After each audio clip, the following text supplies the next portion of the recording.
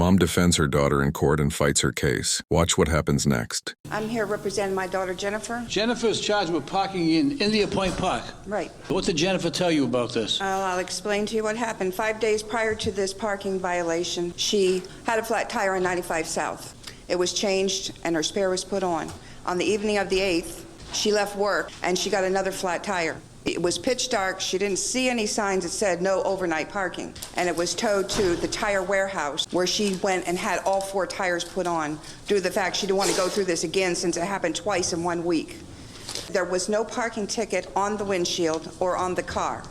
It wasn't until the 28th of February that she received this. Now, she's a tax auditor for a CPA firm in Providence, and they're not allowed to take time out of work until the 20th of April. She called the office here 3 times and told them that she couldn't make this 16th, but nobody ever told her somebody could come here and represent her. It wasn't until last week when she was sent to collections for this ticket that I called, and they said, oh, well, you can come represent her.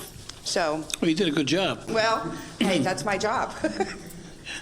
But What do you mean that's your job? to be a, You're not an attorney. No, I'm not an attorney. That's what I meant. I mean, you're doing a better job than most of the attorneys. They usually stumble on this. Did you analyze the Yes, I did, Your Honor. documentation that was submitted? Yes, I did. Is it a forgery? The problem is, sir, that the police officer should have seen that the car wasn't parked there on purpose, that it was disabled because it couldn't be moved. No, see, you were doing a good job. Okay. Right? I'm going to tell you a story. Yes.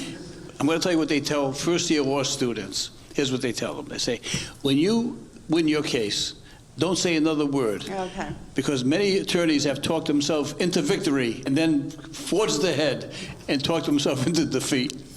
You did a good job on this. I get the picture. Actually, she wasn't charged with overnight parking. She was charged with parking in India Point. You can't park in India Point. Well, see, she didn't know that because all right. Once more, you're going to get this, okay? All right. We have a very compelling argument from the mother of Jennifer.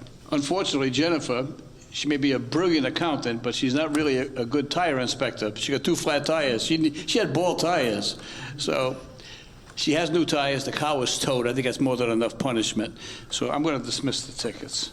Thank you, sir. Matter is dismissed.